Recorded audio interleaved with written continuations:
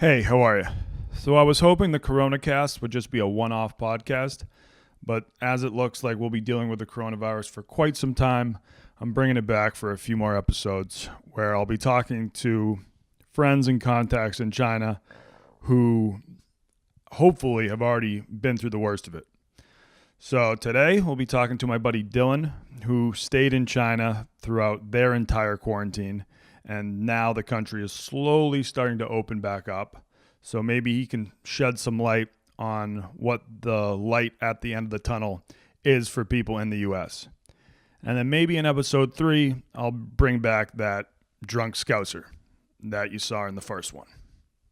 All right, let's get this show on the road. We are here with Dylan, one of my American friends in China, and one of the few people that never left China while the coronavirus was going nuts over there. So first, talk me through why you decided to stay, or maybe you couldn't make it out in time. So actually, I got out like right when it was happening because it was Chinese New Year, and that's what people do during Chinese New Year that are not Chinese. You get out because other than that, there used to be cool fireworks and stuff to watch, but then there was some people got trampled on the bund, and then they shut down the fireworks, and there's not really any reason to stick around anymore. And you've got a week to go travel. So I actually went with some buddies to Cambodia, but I was on the beach, and then emails started coming in from my boss like, we're gonna postpone work from home, this thing is kind of blowing up. And that's kind of like when it kind of hit everybody, or hit me anyway. Before that, we were just kind of like, I think probably the same thought process that people had in the US or whatever. It's like, okay, this is going to blow over, it's not a huge deal. But then when stuff finally starts coming in, you're like, oh shit, this is an actual ordeal.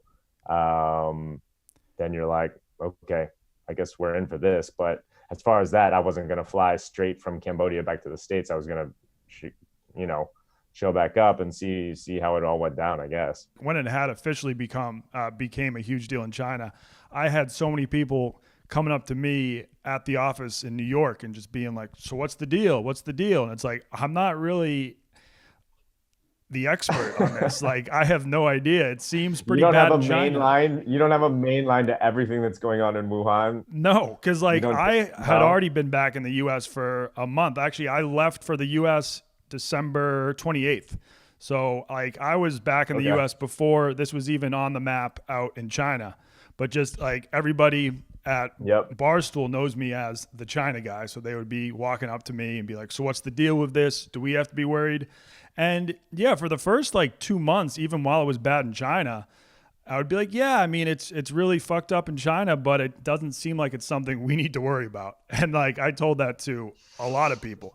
Because I had one friend who was living in Los Angeles, and he was going into a full panic mode maybe a month and a half ago. He was like, I bought a microwave, I stocked up on weed, and he was like, because at I think he didn't have a microwave before this? No, or did he buy an extra microwave? He didn't have a microwave before this, so he finally pulled the trigger on that. So that's cool. And I was kind of just making fun of him because I think California was one of the first places in the U.S. to have some cases. So as soon as there was one case in California, he was in full-on panic mode. And I was like, dude, what are you doing? You have nothing to worry about. As long as you're not in China, you're good. And obviously that's not the case anymore. But what did you notice when you first got back to China? Had Shanghai already shut down, and were things already starting to change? Okay, so I mean, again, I was kind of out of it, and I was in Cambodia for a little while, and then we were checking news and stuff, and we're kind of chatting about it, but we weren't on the ground yet. So when I got back, I was supposed to get back maybe the very end of January. And then actually the reason why I didn't even stay longer in Cambodia is because I had a surgery for my knee to pull a wire out of my knee that was there from a year before when I got a scooter accident. So I had that on February 3rd. or sorry, the surgery on February 6th. So I had to come back on the 3rd. So that's actually when I came back, on February 3rd. And You had to then, go back and go directly to a hospital. well, yeah, I gave myself a day to chill out Yeah. from, 2 weeks in Cambodia, which sometimes requires a day or two to chill out. Yeah. And so, yeah, I came back on the evening of the 3rd. But by the time we were there, like there were temperature checks and like fill out where you're coming from. Do you have symptoms, something like that. There's dudes in hazmat suits, and like the dudes in hazmat suits, that's really when you're like, okay, like something's up here. Yeah. It's like, okay, even if they make you fill a health form, it's like I've filled out a million health forms, but it's not usually done by a dude in a hazmat suit with goggles and a mask and like everything. You know what I mean? So those guys were waiting for you at the airport? Yeah, well, everybody, you had to fill one out by the time. Yeah, by the time everybody came in, they were there, and there's girls videotaping the whole thing for their whatever, their TikTok or whatever. Yeah. Um, but yeah, that's when I was kind of like, oh, this is legit. Like, okay, this is a real thing now. Mm-hmm. So, and then by the time, so I just went home, crashed that night, and then when I woke up the next morning, the city's just like dead. Yeah. And it's like usually when you come back, you've flown into Pudong, which is like the international airport in Shanghai. Yeah. When you get back, even when you get back late, like you drive into the city and all the lights are on, and the buildings in the city have like the craziest multicolored lights out of pretty much any city I've ever seen. But like the lights are off, the streets are dead, bars, restaurants closed. I came in on a Friday too, or I'm gonna take that back. I don't know what day it was, but I feel like I should have had friends calling me to go out or something like this because people were off, and everybody's like, "No, we're not going anywhere, man. Everything's closed." And So, so those first couple of weeks in Shanghai, were you still allowed to leave the house, but you just like were encouraged to not do it? I know some people, if they wanted to leave their apartment, they had to actually like sign out or something like that. yeah. So our apartment was fairly, from what I've surmised from talking to other people, fairly chill. The guys would still, if you brought a visitor or something, they'd check their temperature, and they had like a little sign-in sheet. But over 2 or 3 weeks, I don't think I had to sign anybody in, and I had a couple visitors. But I do. I mean, I had friends who, like one of my buddies, I was like, "Yo, let's go grab a drink or just go hang out and drink a Family Mart beer or something." He's like, "Well, I'm gonna have to hop the fence. Like, I'm hardcore quarantine." I was like, "Well, can you hop the fence?" And he's like, "Yeah, I can do it." I was like, "All right, hop it. Let's go grab a Family Mart beer." Yeah, I mean, So I'd that be was a little Family worried Mart. about hopping the fence because, like, I know for some people the penalties were pretty severe. They were like, if you violate your quarantine, we'll kick you out of the country. Yeah, and I mean, when I first got back, it was just like a suggested quarantine. Yeah. And then it was down to the individual apartment buildings or complexes to kind of do what they wanted to do. Mm-hmm. And then as it got further, like my old roommate, he lives in another spot now, but he came back from South Korea, I think probably mid-February, and he came back for 2 days, and he was like, "Okay, let's go hang." And then a day later, like he got the full, like 5 dudes, 3 of them in hazmats, 2 security guards. They showed up at his door and was like, "You're not going anywhere." But apparently they're really nice. They gave him like cookies and like a bunch of, goodies. So I guess that convinces you to stay inside. But And they were they super paranoid about him because he came from South Korea, which had a lot of cases? I mean, South Korea, yes. Now, who knows? Because like at that point, it could have been many more places. But I mean, that was definitely for sure one of the reasons is South Korea. Now it's like anywhere. Well, now it's literally anywhere you can't come into the country, right? Do you know that? Yes, I do know foreigners aren't allowed in. I was actually 'Cause planning I on sent you a message. going Yeah, you back. sent me a message the other day, and you're like, should you come back? And I was like, you literally can't come back right Yeah. now. I was Unless you get a Chinese passport. Yeah, I I don't was know if you can planning pull on that off or heading not. back maybe last week, but my girlfriend had to apply for a new visa, and then right before she was planning on doing that, they announced no more foreigners because they're saying like, oh, all Yeah. the new cases in China now are coming from abroad. When in reality, I think it's mostly like Chinese students who were going to school abroad. Yeah. Yeah, But for like, sure. but what they say in the news, it's just like all new cases are coming from abroad. So I've heard like now Chinese people are like very afraid of white people. Like if they see a Laowai, it's their term for white people. Some people were telling me like a Chinese family will just cross the street, or this one guy who Dude, his son is white and his son was at the playground and like a bunch of Chinese man, moms came over. They're like, don't play with the little white boy. I went to a haircut on Thursday because I'm working from home, which is kind of nice because working from home is just great. But you've been doing this for a couple of years already. But you know, when you're in the office every day, you don't have time to go do shit. So, but anyway, I was working from home on whatever someday last week, so I wanted to go get a haircut. And I walk in there, and it's an office building, a normal office building.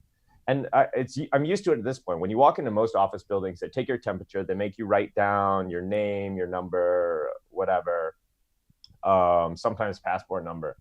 And then this one though, this was the first time that I saw like, where are you from, right? So I just was like, USA, and she's like took a double take at it, and I was like, she's like, when did you come back? And I was like, I've been back for a while. I've been back for over a month. And she's like, oh, you have to scan this thing and scan this thing, which is also a lot of places are doing. I can explain it in a second. But this woman was like visibly shaken that I was like from the US. I was like, I'm just going to get my hair cut.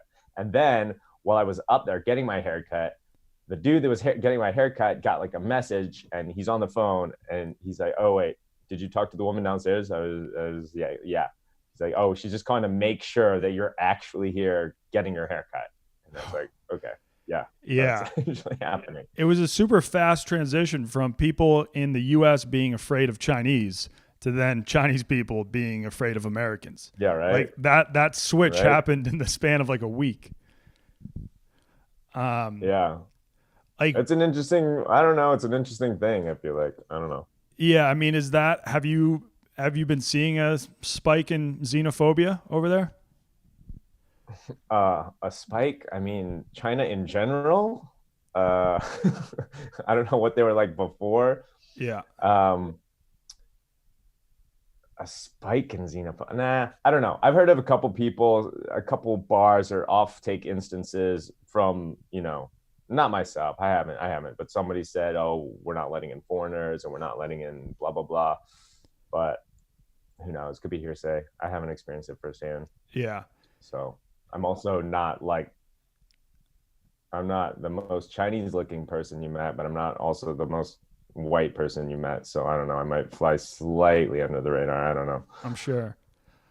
So when you got back, like obviously most of the restaurants and bars were all closed. So for a month, did you mainly just do delivery food? That is, I think, not only is that one of the most convenient things about being in China, well, period, much less at this like time, right? But yeah, I mean, I started doing groceries only through like apps on my phone. I don't know if you ever used, it's called Olama. Yeah. Yeah, so there's that, and you can just go, and most grocery stores, small grocery stores, have a huge list of items. You just go on there and pick it out, and then they just deliver it in, I mean, sub half an hour sometimes, right? Mm-hmm. So I was not going out to get groceries. I was just doing that. I mean, and to be totally honest, that could have had a fairly legitimate impact on like the virus itself, right? Like nobody has to wait in line at Costco or Walmart or something like that. And if you think about in the States, like I mean, what is the worst place probably right now you could go? Probably like Walmart or Costco or a big grocery store. That's the only place that's open, and it's where the most people are, right? Yeah. So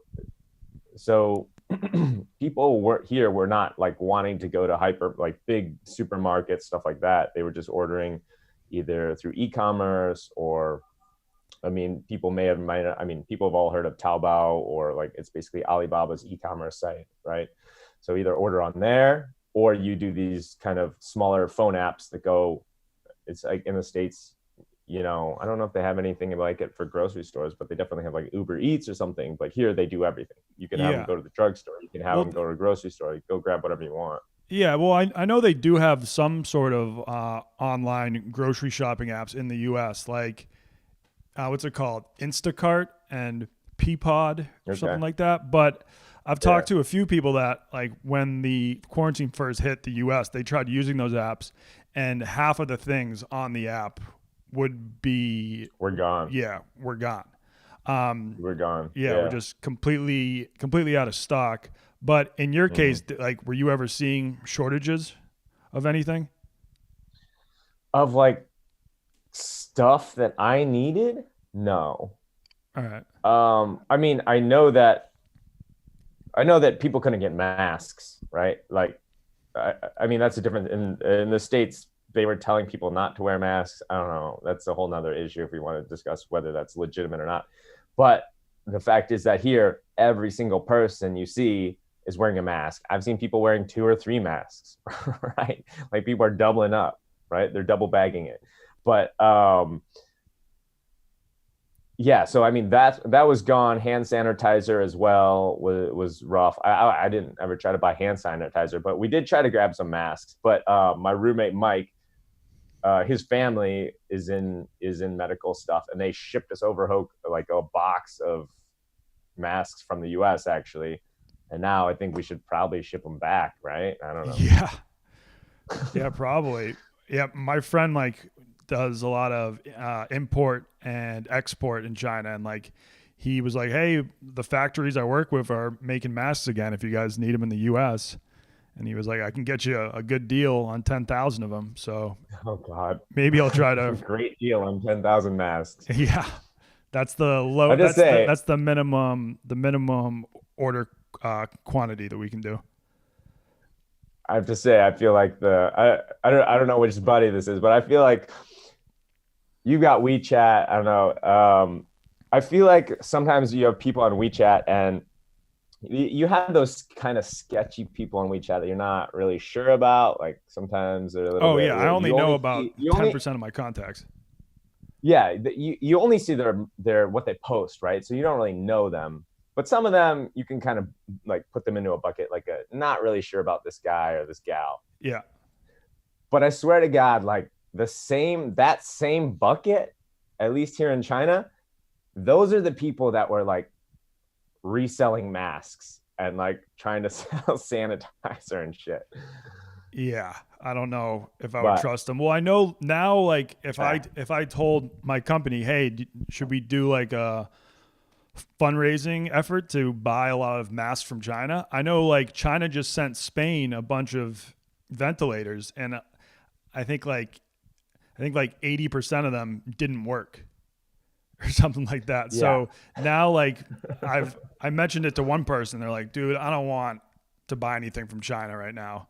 Like yeah. they don't have a lot I of don't faith know. in what they'd be getting. And there's testing too. There's the tests, and who knows? I mean, I know literally nothing about it, so I'm not like gonna try to say there's fake tests or whatever test, but who knows? If you feel like if governments can't figure out testing, it'd be a little bit strange if just some random factory in Guangdong had it figured out and could ship Yeah. 500,000 tests out tomorrow. But I don't know.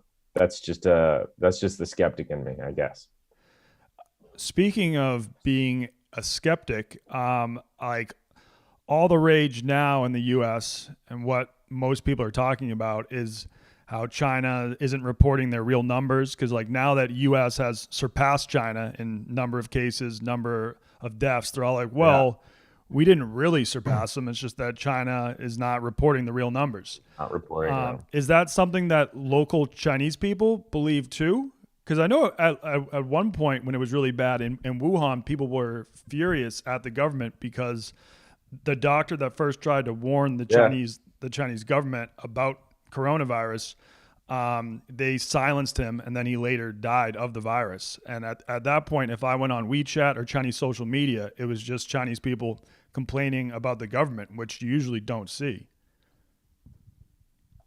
Yeah, that was kind of interesting to watch. I mean, when it was first breaking, right? Like, first of all, nobody knew what was happening.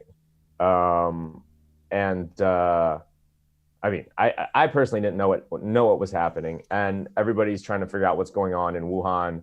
Wuhan is completely locked down.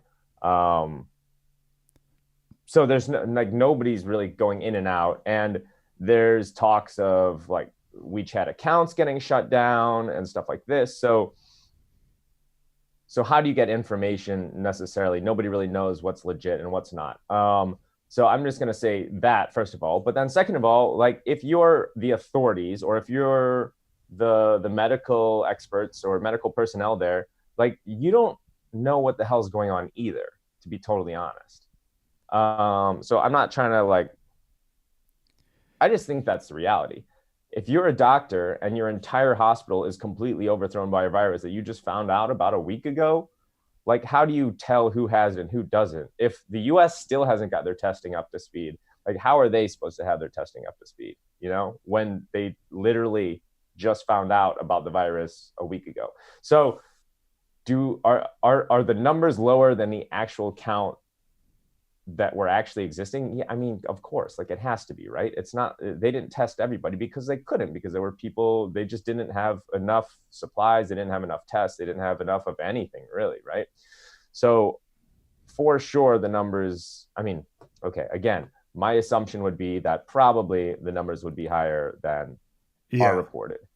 But like, they were trying, I have no doubt that they were trying to get it under control, right? And when it's moving that fast and when your resources are that limited, you can't catch everything. And I'm not trying to make that as like an excuse.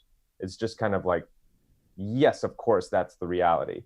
Mm-hmm. If they had, a heads up or something like that, now you see in the US, the cases are skyrocketing because they're like, okay, we have to test everybody, right? But then there's also, I mean, there's far more cases. The ratio of cases to deaths in the US are much higher, right? So, I mean, so if you take the percentage of the death rate in the US, it's lower than in, say, Wuhan or something like that, right? Mm-hmm. Because they're testing more people. They know who to test. They know that it's asymptomatic. Yeah. In Wuhan, like, they didn't know what it was. They didn't know that there were so many people that were asymptomatic, so they just wouldn't test people, probably. That's my assumption. I thought it was weird, though, when it was really bad in China, they were like refusing help from the US. And it was like, what are you guys trying to hide? Like, why won't you accept our help? And like, I feel like if there was more communication between the US and China, it's like more could have been done to prevent it. But yeah, but you also realize like what that would entail, like two countries that already don't love communicating with each other. Yeah. Like coming to go, I mean, did China want some other, I mean, I think even like Japan or something, did China want some other country coming in and solving its problem for them? Probably not. Would it might have made things better? Probably. But like, what, at this point, when we see where the U.S. is at, would it have helped? I don't know, right? So I think it would have helped just because, like, yeah, I mean, we really weren't taking this seriously up until, at least in the U.S., up until 2 or 3 weeks ago. And now it's bad, which I remember when they locked down Wuhan, and that's a city of 11 million people. It's around the same size as New York. And it just like everybody in New York was like, wow, like imagine if they tried doing something like that here. And now there actually have been talks of just like locking down New York and not letting people leave the state, Trump like turned that down, and they're still just doing like, hey, it's like a mandatory quarantine. But I think like you're still allowed to leave the house and stuff, but they're just like really discouraging people from leaving their house. Yeah. But it would be crazy if they're like nobody on Manhattan Island can like leave the island. Then it would just be mass hysteria. I mean, I think that's also the biggest problem. I mean, how do I say this? I don't want to say that's the biggest problem necessarily, but that's the biggest, let's call it an obstacle to totally containing this thing. Because like when China did this, and look, I'm I'm from the US, like I have plenty of criticisms about how like what China does to contain free speech or just, you know, whatever it is, you know what I'm talking about. But yeah. To be fair, when China wants to get shit done, but when China wants to get shit done, they get shit done. They just do it. Like, oh, you want to make a train that goes 400 miles an hour, 300 kilometers an hour across the entire country? We'll give it to you in a year and a half. All right, done. Yes. Okay. Like that. When they want to do it, we still don't have a single bullet train in the U.S. No, we've got Amtrak. Yeah, Amtrak's brutal. But so the reason like they can't do that in the U.S. is because of land rights and stuff. Like they can't just be like, all right, we're building a track here, because then they would have to buy the land rights like along the whole track. Yeah, a million reasons, right? Yeah. There's a million reasons. But essentially, okay, going back to what I'm saying is, people in the US wouldn't want, like, to be straightforward, they just wouldn't want to be told that you have to stay inside, right? Like, you can't do this. And if you are, we're going to fine you or do something that holds you legally responsible. Mm-hmm. Like, there's I don't know, who knows, handful of people over here, 50%, let's just call it 50% of people that'd be like, okay, that's a good idea. And 50 people would be like, well, you know what? I'm going to sue you. Yeah. Right. So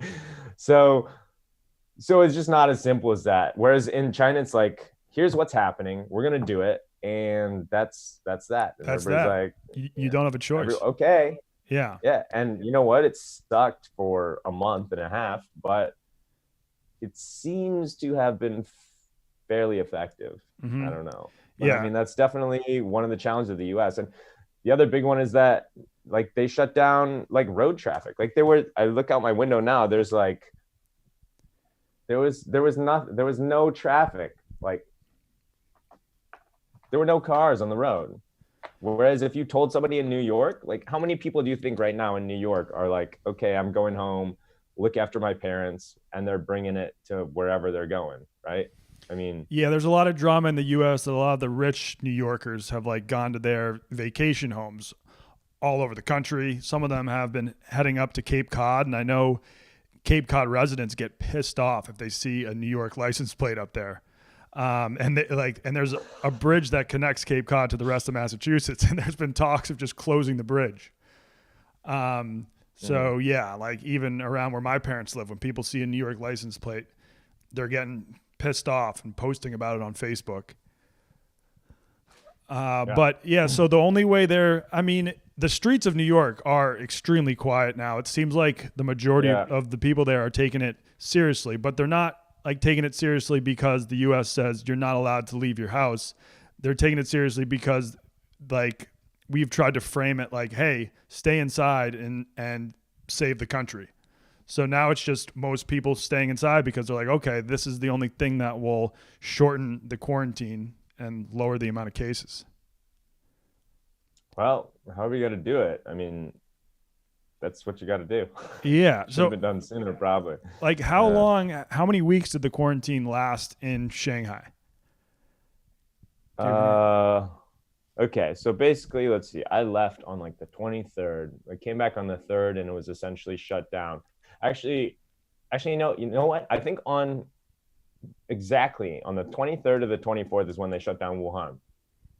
And they shut down Wuhan. I remember there was I think there was around 500 cases, confirmed cases in Wuhan when they shut it down. which is crazy when you think like, I don't know what the US was. What was it last week when it was like, I don't even know, Oh, yeah. 3,000, 4,000? Let's Yeah, say I think like now in the US 3,000, there's 5,000. yeah. That's my guess. Yeah, there's Yeah, like now there's almost 200K, but I think there's 180K now. But so they had shut down Wuhan, like the absolute epicenter of this thing, when there was less than 500, around 500, I think, on the 23rd. And then the next day, they shut down 15 other cities, like all the major cities in China, right? So then that was like the first or second day of Chinese New Year. So a solid week. I came back about 10 to 11 days later, and then basically like cities were shut down within themselves up until fairly recently. I think domestic travel just opened up in the past, I don't know, maybe week or two potentially. Yeah. Week or two, like right when the USA was going into lockdown mode was right when China started to open back up. So how we did I know. No, I just add this. I just know that like the first day or the first week when we kind of like moved into office like gradually. So the first week back, I think it was maybe the last week of February, or maybe, I think it was like the last week of February. We said you're in the office like 20% of the 25% of the time, something like that. And that was the first time that some of the office buildings and stuff opened up. So maybe you can call that technically kind of the end of a lockdown. I don't know. So how much has life gone back to normal in the last 2 weeks? Are bars back open? Are restaurants back open? Has your social life gone back to normal at all? I mean, I had a pretty good weekend. What did you do? We went to Found. I believe you might have been to this place, which is a lower level. It's a coronavirus breeding enclave, ground. you would say. Yeah. Oh, it's like a coronavirus hotpot, basically. That's probably going to be where, like, okay, they're going to say foreigners are like only allowed to hang out at these few bars, and then the rest of the Chinese will just avoid those bars. But were there a lot of people at Found? So, I mean, I think it's still less than if you did it, this time last year or something like this. But, I mean, people are getting back out, and most bars are open. Most restaurants are open, except for the ones that closed. There was like there's a good number of closures. This is going to be rough in the US too. I mean, I know. Rent's not cheap here, but I can't imagine like in NYC, something like that. You're paying rent and there's no money coming in the door.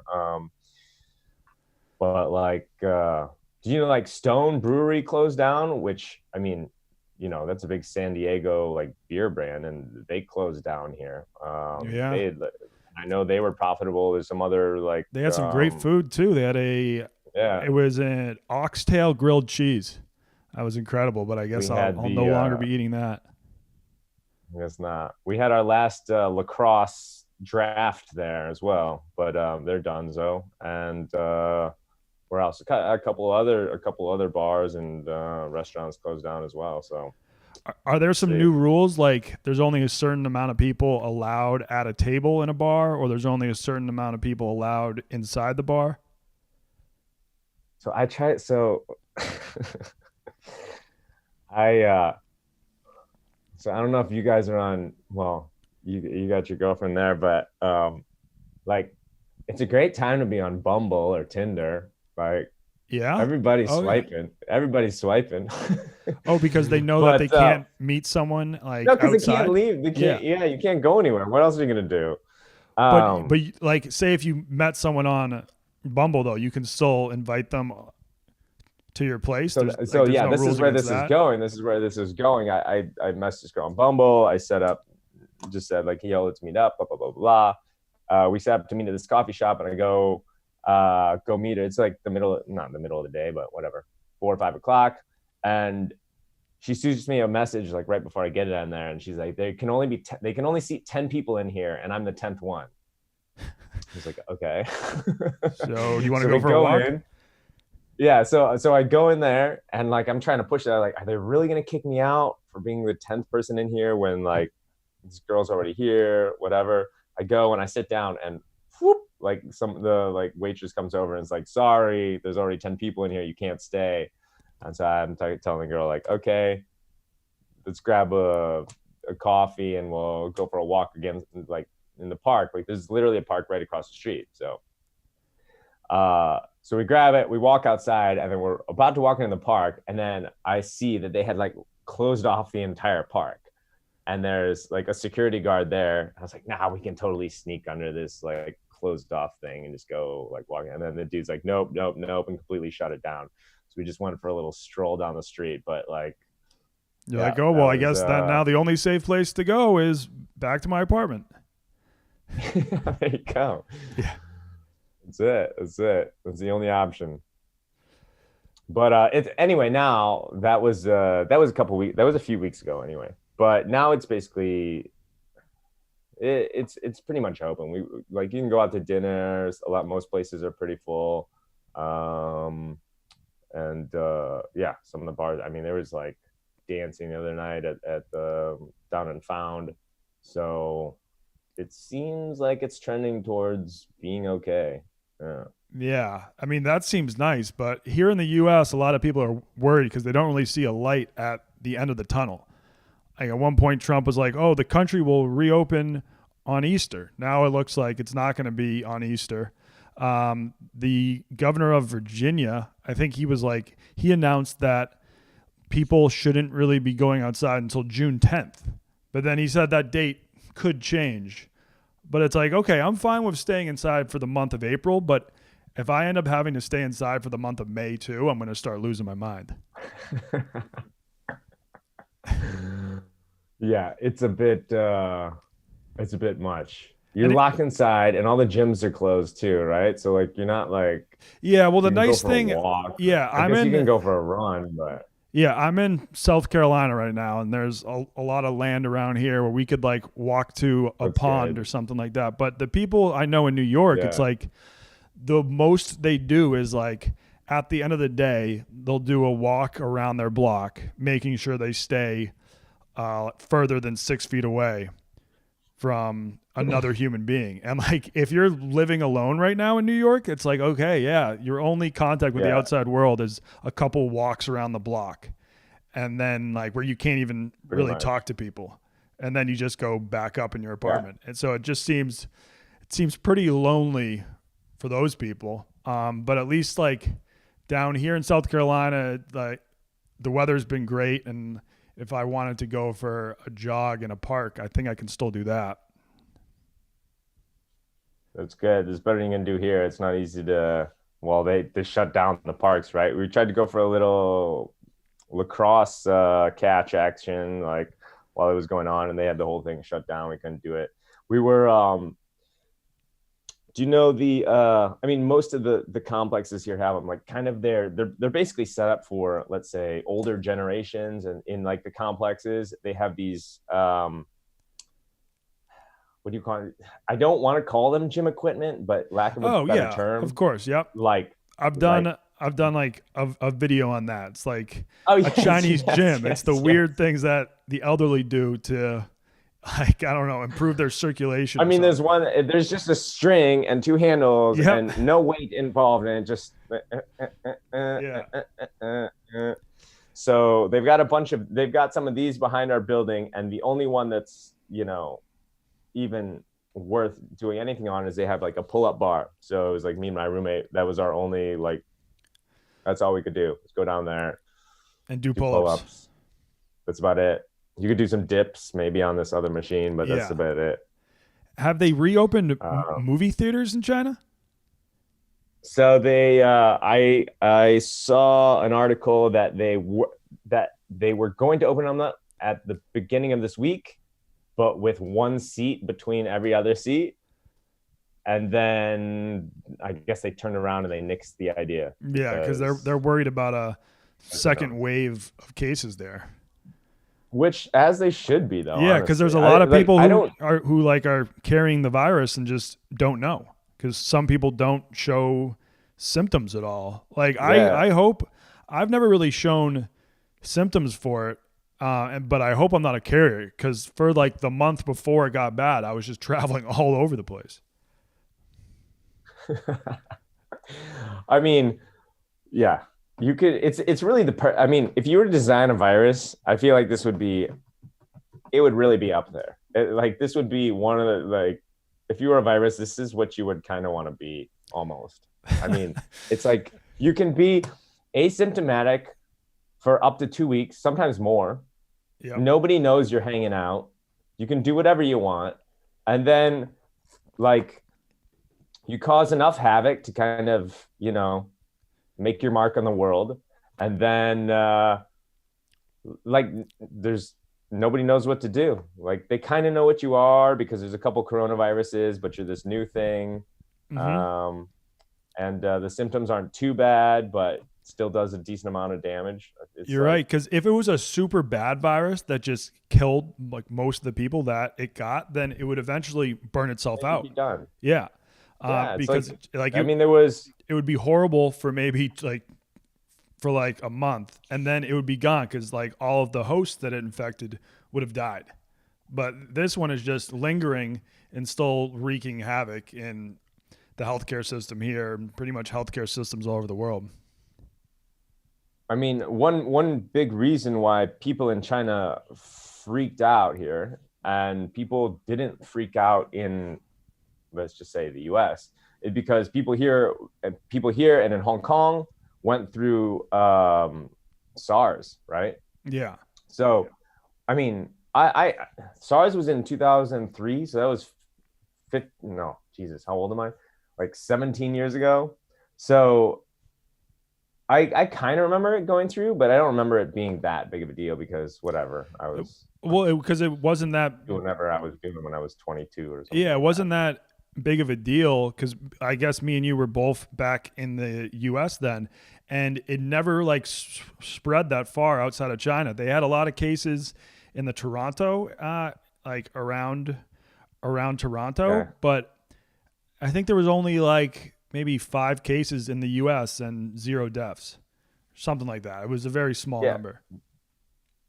But I mean, so I looked this thing out when COVID or whatever popped up.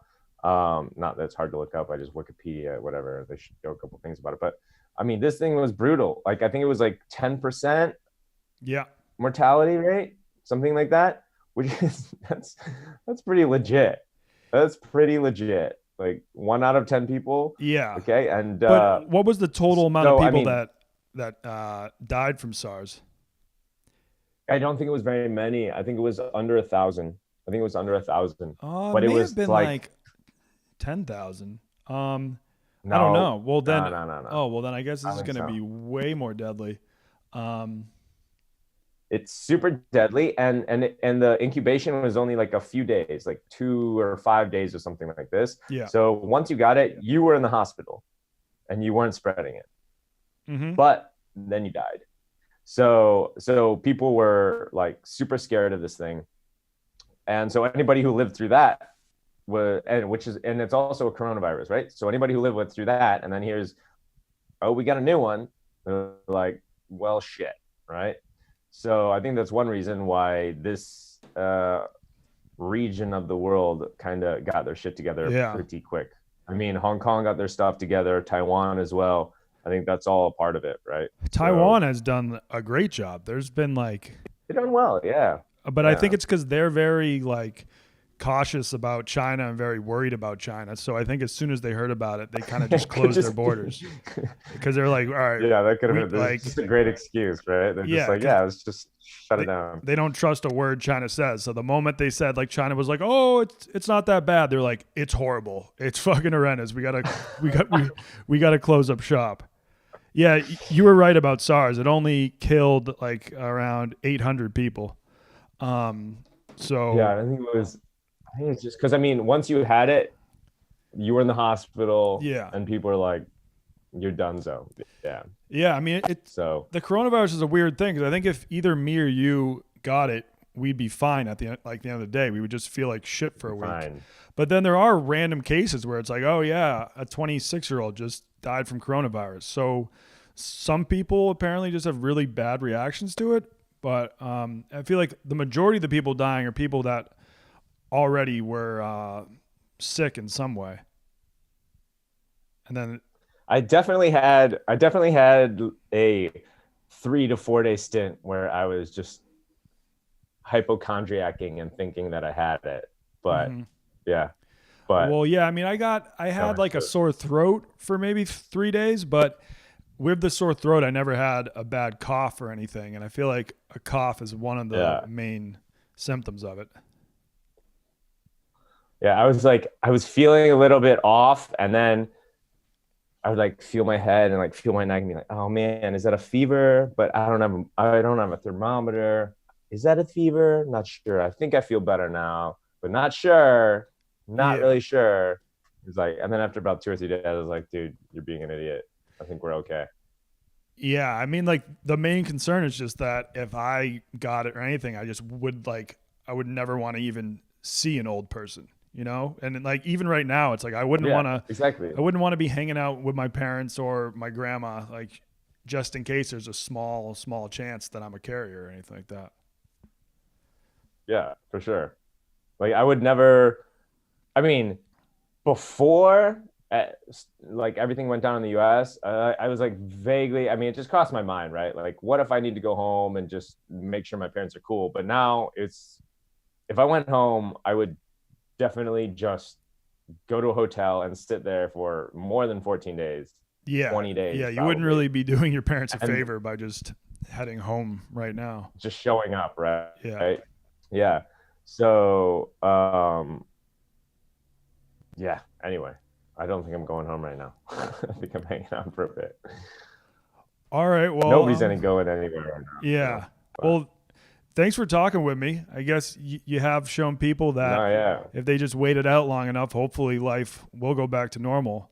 But yeah, I guess I mean, it's sort of worrisome that like one of the reasons why life is going back to normal in China is because they just straight up locked down all of the cities for a while, which we can't really do in the U.S. I think so. We were thinking about. I mean, look, every person you talk to, whatever you're having this conversation like how many times a day, right? But um, I think the big thing, or a couple of the big things, yes, the speed at which it locked down, but even just finally, at least the U.S. is shutting down and people are staying home, and that's the best thing that you can do. It's literally, I mean, everybody wanted to put it off, but that's just the best thing you can do. And the longer you do it, the better that it's going to be, probably. It's going to be where, I mean, the stock market's down 30%, but like, uh, you know, the problem isn't the stock market. The problem is the virus, you Mm-hmm. know? So, that's one of the other things I think that China, like we didn't hear about. It could have been happening. Maybe I'm just not listening to the economic news in Chinese, but like I didn't hear anything about, not that it's not a good thing. People are losing their jobs. You got to help them. But all the efforts were directly into the virus, right? Like just solve problem number one, because problem number one, which is the virus, leads to problem number two, which is the economy. Mm-hmm. So, I mean, definitely help people where you can. I think like restricting travel, I don't know if that's possible, but just do that, stay home. But look, we're not totally back to normal, but it's not going to go on forever. It's not going to go on forever. And hopefully it just kind of Yeah. we'll figure it out. Oh, I But guess the one worry is that it dies down late spring and then it picks up again in the late pops fall. back up again. Yeah, and we have to It's go through it not all it's again. But I think we're gonna get a it's football not season. unlikely. I There we go. There we go. yeah. It's pretty good. I think we'll at least have a football season of sorts. Good And stuff. yeah, That's and like the one. What is the meme? I saw some meme today. It's like coronavirus to do something that like no woman has ever done is like completely cancel sports, close all bars, and keep their man at home. Something like this. yeah, well, the bars are closed, but the liquor stores are not closed. So the True. booze is still flowing back in the U.S., but Still flowing. yeah, drinking alone Yeah, is yeah. only so much fun before it just gets really sad, and you need to be around a lot of other Yep, people yep, drinking. yep. All So right, you man. you can locate your friends that have also done their quarantine and then carefully expand your close circle. That's how we kind of did it here. Yeah, I feel like if you just found 20 people and then you just locked all yourselves in like a giant warehouse and you were all like fairly young Yes. and healthy people, it's like, okay, well, if one of us gets coronavirus, we're all going to get it, but at least we're not going to give it to anyone like outside of this group who might have a compromised immune The system. most And then, important thing is that we're together. yeah, the most important thing is that we're together. And then like quarantine would be kind of fun. Like if you just had like 20 people locked up in a party warehouse and just made sure to have zero Wouldn't be contact bad. with anyone else. All right, Could be man. worse. Yeah. Well, thanks All for right, talking guys. to me. Well, I And wish you well. Stay safe. yeah, and like I am trying to make it back to China, so I'll see whenever they remove the ban on foreigners, and then maybe this CBA season will resume. At first, they were gonna start back up in April. Then they moved it to May, and then just yesterday they were like, "We have no idea when the CBA is gonna start back up." But like, Uh, hopefully, like if they finish the season, because I was planning on moving from China back to the U.S. this fall, and so like it kind of sucks okay. I can't go back to China because I wanted a solid like 4 months to just say goodbye to Shanghai and just like enjoy Shanghai for my last 4 months there. Yeah. But like hopefully I can maybe go back in June and then have one last summer there before I move out. We're gonna go back to moving back to New York then, or what? Yeah, potentially New York, but it could be somewhere else. But most Somewhere likely, else.